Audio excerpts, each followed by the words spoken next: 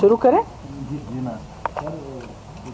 मैं एक दो दिन पहले भी आपसे बात करना चाहती थी और पर बदकिस्मती से जैसा कि आपने खुद देखा कि डिटेन किया गया मुझे, क्योंकि मैं कहीं यहाँ पुलवामा जाना चाहती थी। और सबसे बड़ी अफसोस की बात यह है कि डिटेन करने के बाद जो इलेक्शन कमीशन है यहाँ और जो उससे भी बड़े यहाँ जो ओहदेदार बैठे हुए, उन्होंने कहा कि हमने किसी को डिटेन नहीं किया। तो इससे अंदाज़ा होता है कि जम्मू कश्मीर में इस वक्त क्या हो रहा है, कि what is fiction and what is the reality. Fiction को रियलिटी की तरह पेश किया जाता है और जो रियलिटी है वो किसी को दिखाई नहीं जाती है। तो मेरा ये कहने का मकसद है कि जब से हमने डीडीसी इलेक्शन में पार्टिसिपेट करने का फ़ैसला किया, तब से जो पहले यहाँ जम्मू कश्मीर में पिछले 1-1.5 साल से जो ज़्यादतियाँ हो रही थी, रिप्रेशन हो रहा था, उसको और भी ज़्यादा बढ़ाया गया, उसकी एक डिग्री और उसको ऊपर लिया गया। आपको मैंने पहले भी कहा है कि जैसे हमारे जो कैंडिडेट्स हैं, जो पीएचडी के कैंडिडेट्स हैं, उनको बाहर नहीं जाने देते हैं, उनको कहीं बंद रखा हुआ है, जो घरों में उनको कैंपेन के लिए जाने नहीं देते। मुझे समझ नहीं आता है कि ये कैसा इलेक्शन है जिसमें आप कैंडिडेट को ही कैनवासिंग के लिए जाने नहीं दे रहे हो, तो वो कैसे लड़ेगा, वो क्या करेगा। पूरी जमहूरियत का इन्होंने मजाक बना रखा है। पूरे मुल्क में जो है इस वक्त एक अंधा कानून चल रहा है। किसी को जो सबसे बड़ा हथियार है इनके पास यूएपीए बन गया है। जो मुसलमान हैं उनको पाकिस्तानी कहते हैं, जो सरदार हैं उनको खालिस्तानी कहते हैं, जो एक्टिविस्ट हैं उनको अर्बन नक्सल्स कहते हैं, जो स्टूडेंट्स हैं, चाहे वो लड़कियां हैं या लड़के हैं, उनको टुकड़े टुकड़े गैंग कह के एंटी नेशनल्स कहा जाता है। जब औरतें निकलती हैं कोई प्रोटेस्ट करने के लिए तो उनको भी एंटी नेशनल कहा जाता है कि भाई इनको पाकिस्तान से संदेशा आया हुआ है। तो मुझे समझ नहीं आता है कि अगर सब लोग एंटी नेशनल हैं, टेररिस्ट हैं, खालिस्तानी हैं, कश्मीरी टेररिस्ट हैं, मुसलमान पाकिस्तानी हैं, सरदार खालिस्तानी हैं, तो इस मुल्क में हिंदुस्तानी कौन है? सिर्फ बीजेपी, जो जब से उन्होंने सरकार संभाली है इस मुल्क के टुकड़े करने के बगैर कुछ भी नहीं कर रहे हैं। They are dividing this country like anything. एक दूसरे के साथ लड़ा रहे हैं। कभी लव जहाद होता है, कभी अर्बन नक्सल्स होता है, कभी अभी एक 80 साल के आदमी को बंद रखा है, उसको एक सिपर और स्ट्रॉ नहीं दे रहे हैं। और अजीब बात है कि इतना ख़तरनाक बन गए जिसके खिलाफ कोई भी सबूत नहीं है उसको यूएपी में बंद कर दो। There is no bail, only jail. तो ये कैसे चलेगा? अभी इसी को हम सह रहे थे, तो ऊपर से रोशनी। क्या है रोशनी? रोशनी वॉज अ स्कीम, और उसको स्कैम बना दिया। जो असली इनका स्कैम है, जो इलेक्टोरल बॉन्ड्स का इनका स्कैम है, उसको खोले ना। उसमें तो सुप्रीम कोर्ट पिछले 1.5 साल से हेयरिंग नहीं दे रहा है। रोशनी में अब तो अगर बड़े लोग हैं, अगर अमीर लोग हैं, अगर उन्होंने कोई गलत किया है, पहले तो मुझे लगता है सब ने रोशनी स्कीम जो एक लॉ पास हुआ था नेशनल कॉन्फ्रेंस के टाइम में, जिसको आज़ाद साहब के टाइम में इम्प्लीमेंट किया गया, इट वॉज अ लॉ। हमारी असेंबली ने वो कानून बनाया था। और अगर उस लॉ के तहत किसी ने अपनी ज़मीन जो है लीगलाइज की, तो वो स्कैम कहाँ से हो गया? अगर ये अमीर लोगों के पास समझते हैं कि उन्होंने बहुत ज़्यादा ज़मीन ली है, तो let them go after that. ये गरीब लोग हैं जिनके पास 5 मरले ज़मीन, 2 मरले ज़मीन, 4 मरला ज़मीन, उनके पीछे क्यों जा रहे हैं? उनको क्यों नोटिस भेज रहे हैं कि आप घर खाली कर दो? ये मेरे पास एक नोटिस है। और अब तो बदकिस्मती से जो ये खुद नहीं कर पाते हैं, कोर्ट्स को सामने कर देते हैं। क्योंकि जब एक गरीब इंसान के ऊपर या किसी भी इंसान के ऊपर मुसीबत आती थी तो वो अदालत चला जाता था। अब तो अदालत के ज़रिए ये सब कुछ कर रहे हैं। और अनफॉर्चुनेटली जितने भी हमारे इंस्टीट्यूशंस हैं, जिनको यहाँ जमहूरियत को बचाना चाहिए था, डेमोक्रेसी को बचाना चाहिए था, हमारे राइट्स को बचाना चाहिए था, वो कॉन्स्टिट्यूशन की कसम तो खाते हैं, but they are implementing BJP's agenda in total. They are in the forefront of attempting implementing BJP's agenda. हमें कुछ समझ नहीं आ रहा किसके पास जाएं।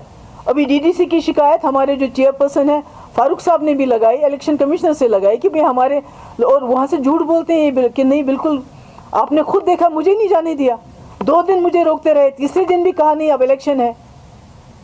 हमारे जो कैंडिडेट्स हैं, मुझे बहाना करना पड़ा, तब जाके मैं ज़ैनपोरा चली गई, तब उसको 1 दिन निकलने दिया। वो किसी कैंडिडेट को ही निकलने नहीं देते घर से। तो ये सिलसिला कैसे चलेगा? और हमारी ये भी बदकिस्मती है कि इस वक्त पूरे मुल्क की जो अपोजिशन है वो सहमी हुई है, वो बात नहीं कर पाते हैं, कुछ भी नहीं बोल पाते हैं। अभी बोला नहीं होता है तो उनको एंटी नेशनल कहा जाता है, उसके बाद NIA, उसके बाद CBI, उसके बाद ED, इनको सबको लगाया जाता है। और मेरे पीछे भी पिछले 2 साल से शायद ही कोई ऐसा मेरा बैंक अकाउंट हो जिसको इन्होंने ना देखा हो, कोई फाइल हो सेक्रेटरीट में जिसको इन्होंने नहीं खदेड़ा हो कि इसमें से कुछ कोई गलत काम किया हो, इसमें निकलेगा। जब वो नहीं निकला तो जो कहीं हमने कभी ट्रांजैक्शन किया है, हमने बिजवाड़ा में अपनी ज़मीन बेची है तो उनको छापा मारा। अगर हमने कभी किसी से लोन लिया है, प्राइवेट लोन लिया है, उनको छापा मारते हैं।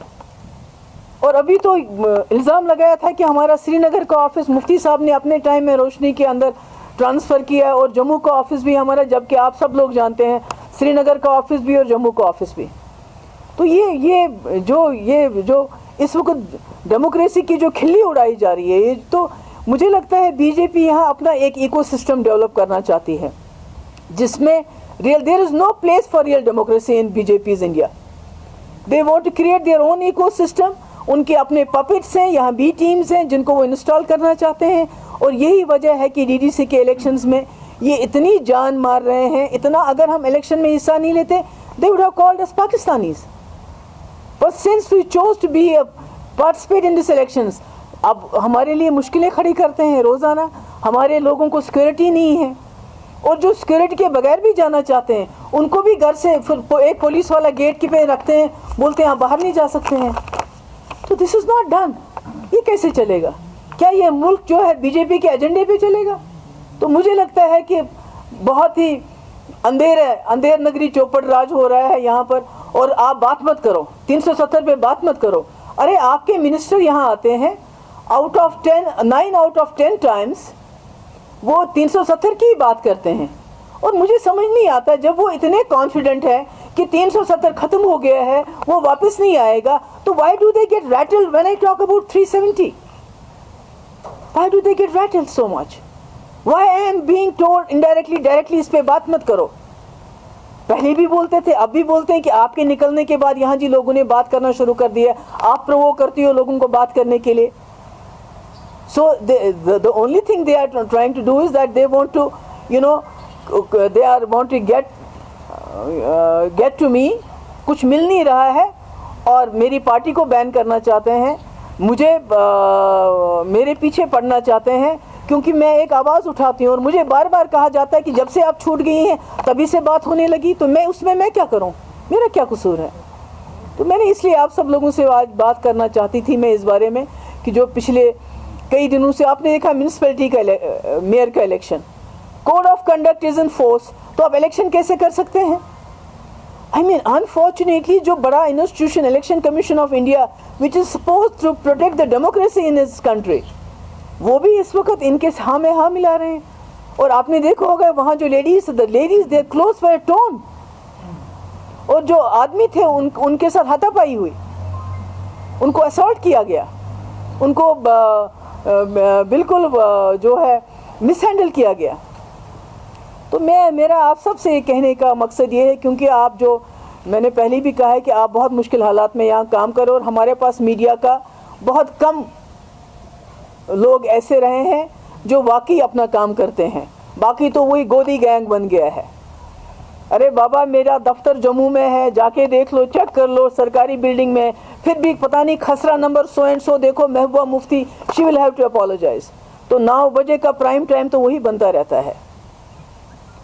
तो मेरी आप सबसे गुजारिश है कि इन बातों को मैंने जो आज कहा है कि यहाँ जो है DDC के नाम पे डेमोक्रेसी का कत्ल किया जा रहा है, और जो हमारे इंस्टीट्यूशंस हैं जो इस कंट्री को चेक्स एंड बैलेंसेस के तरीके से काम करना चाहिए था, unfortunately they have been compromised. कोई बात नहीं करता है, अपोजिशन का कोई आदमी भी बात नहीं करता, क्योंकि उसको मालूम है कोई ना कोई ED, कोई ना कोई जो एक्टिविस्ट है वो भी बात नहीं करते हैं, क्योंकि UAPA रेडी है। आप कल को किसी को बोलेंगे कि भाई गांधी जी का जो है कत्ल वो गोडसे ने नहीं किया था, वो आपके दादा ने किया था, और उसको पीछे UAPA लगा देंगे तो कौन पूछेगा? Because there is no bail for 6 months। तो यही मुझे आपसे कुछ चंद बातें करनी थी, तो दैट्स ऑल। अगर आप कोई सवाल पूछ डिबेट पर डिस्कशन है या बात की चीज़ है, कल आपने भी शायद पढ़ा होगा कि कहीं पर इलेक्ट्रॉनिक मीडिया में अब ये डेवलपमेंट हो गई कि जैसे एग्जिट पोल दिखाया जाता था, उस पर भी पाबंदी है। तो उन चीज़ों को आप किस तरह से बता दें? नहीं, मैं कहती हूँ सारा जब से डीडीसी इलेक्शंस अनाउंस हुए और उसके बाद जब से हमने पार्टिसिपेशन की बात की, उसके बाद तो यहाँ सारा जो है पूरा सप्रेशन है, हर चीज़ को सप्रेस किया जाता है। तो कोई बात करने की आज़ादी नहीं है। कोई बात करता है तो उसको अंदर डाल देते हैं और यूएपीए लगा देते हैं। आई मीन इसमें अगर आप देखेंगे कि अभी जो आप वही तो आप ही के साथ आता जाता रहता है, आप उसको अच्छी तरह जानते हैं। उसने खुद कहा कुछ हफ्ते पहले एक इंटरव्यू में कि मुझे मालूम नहीं है कि मुझे किस दिन दोबारा बंद कर देंगे अगर मैं बात, क्योंकि 370 पे बात मत करो, मसले कश्मीर पे बात करो। There is no greater a peace loving person than Waheed, और यूएपीए लगा दिया। क्या कर सकते हैं आप? This is very unfortunate what is happening here. Thank you so much. और एक बात है, जो बॉर्डर्स की बात अगर हम करेंगे, कल जब वोटिंग हो रही थी कई सारे लोगों से हमने बात की, उम्र सीधा कुछ लोग वो कह रहे थे हम वोट डालने आए हैं, ये तो रूटीन प्रोसेस है, डेवलपमेंट, तालीम, सड़क, पानी, बिजली। लेकिन काफ़ी उम्र सीधा 90 साल का था, तो 70 साल से वोट डाल रहा हूँ, लेकिन आज का वोट हम ये चाहते हैं कि बात होनी चाहिए बिटवीन द टू कंट्री। जैसा अगर आपको याद होगा लास्ट टाइम बात करते हो, आप ही ने कहा था कि चाइना से बात बात करने में क्या है। नहीं, मैं वही तो कहती हूँ कि यहाँ तो बात करने वाले हो, मतलब जो वहीद है, ही वॉज द सबसे ज़्यादा ardent advocate of dialogue, reconciliation, democracy. और डेमोक्रेसी की वजह से उसने 14 महीने बंद होने के बावजूद उसने फॉर्म भरा डीडीसी का। आज फॉर्म भरता है, नेक्स्ट डे ही gets a call from NIA कि आपको बुलाया है। So this is what is happening. तो election is no solution to any problem. Election Kashmir की प्रॉब्लम का कोई सोल्यूशन नहीं है, मगर आई एम हैप्पी कि लोग ये एक्सप्रेस करते हैं कि हम वोट डालते हैं इसलिए कि इंडिया पाकिस्तान बात होनी चाहिए। मैं तो बार बार कहती हूँ, जितनी ज़मीन हमारी चाइना ने ली है तो उसके साथ तो हम बात कर रहे हैं। 9th 10th राउंड हमारा बातचीत का हुआ, और जो हमारे बॉर्डर्स पे हमारे लोग मर रहे हैं, दोनों तरफ से मर रहे हैं, उसके पाकिस्तान से बात क्यों नहीं कर रहे हैं? What is it about again about being, is it about being Muslim, Muslim country? इसलिए बात नहीं करनी है because everything is communal now। मैंने कहा ना कि everything is communal। Sardar is a Khalistani, Muslim is a Pakistani, Kashmiri is a terrorist. तो ये तो सब ऐसे ही चल रहा है। सो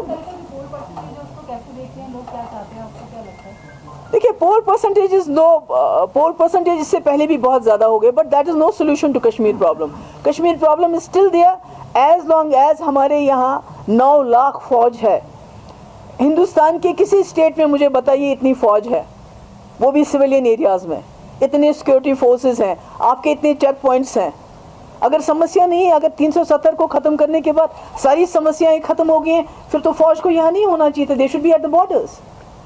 सो इलेक्शन में कितने लोग पार्टिसिपेट करते हैं, नहीं करते हैं, it has got nothing to do with the Kashmir issue. Kashmir issue is there, it's going to be there as long as जो इसका रेजोल्यूशन नहीं होता है, सोल्यूशन नहीं होता है, डायलॉग के ज़रिए जम्मू कश्मीर के लोगों के साथ बातचीत हो, पाकिस्तान के साथ बातचीत हो। बाबा जी, आपको नहीं लगता है कि रीजनल लाइंस पे जो रोशनी का एक्ट है, उसके हवाले से जो इन्वेस्टिगेशन हो रही है वो रीजनल लाइन पे हो रही है? जम्मू में जबकि ज़्यादा लैंड हुआ था, कश्मीर में कम हुआ था, बिल्कुल कश्मीरियों को डिफेंड किया। आप बिल्कुल सही कह रहे हैं कि अगर आप देखें जो लैंड है वो जम्मू में ज़्यादा हो गया है, और वहाँ भी आपको मैं ये बता दूँ कि 1000 कनाल्स जो है वो वहाँ ट्राइबल्स और मुस्लिम्स को गया, मगर वही जो है, जो बटंडी है, सुंजवा है, जो वहाँ भी जो मुस्लिम एरियाज़ हैं, उन्हीं को वहाँ नोटिस दिए जाते हैं कि आप बताओ कि आप कौन हो, क्या हो, नाम क्या है। और कश्मीर में ऐसा बनाया जाता है जैसे कश्मीर में ही सारी लैंड। मैं तो कहती हूँ कि अगर इनके पास सबूत है मेरे खिलाफ, किसी और के खिलाफ, किसी भी कि उसने ज़मीन जो है रोशनी के तहत हड़पी है गलत तरीके से, तो वो साबित करके उसको जेल में डाल दें। पर गरीबों को क्यों तंग कर रहे हैं? And why are they being selective about it? Selective क्यों? अभी मैं गई थी लिद्रूबी में, चली गई, वहाँ उन बेचारे जो हमारे ट्राइबल्स हैं उनको निकाल रहे हैं। यही हाल राजौरी में, यही पुंछ में, यही कठुआ में, जो भी ट्राइबल एरियाज़ में जो लोग इतने सालों से, सैकड़ों सालों से रहते हैं, उनको खदेड़ रहे हैं। What do they want? ये सोचते हैं कि हम लोगों को रोशनी में तंग करेंगे, हम लोगों को ट्राइबल्स के अंडर तंग करेंगे, हम लोगों को यूएपी के अंडर तंग करेंगे, हम लोगों को ईडी के अंदर तंग करेंगे। लोग भूल जाएंगे 370, लोग भूल जाएंगे कश्मीर इशू। ये इनकी गलत फहमी है।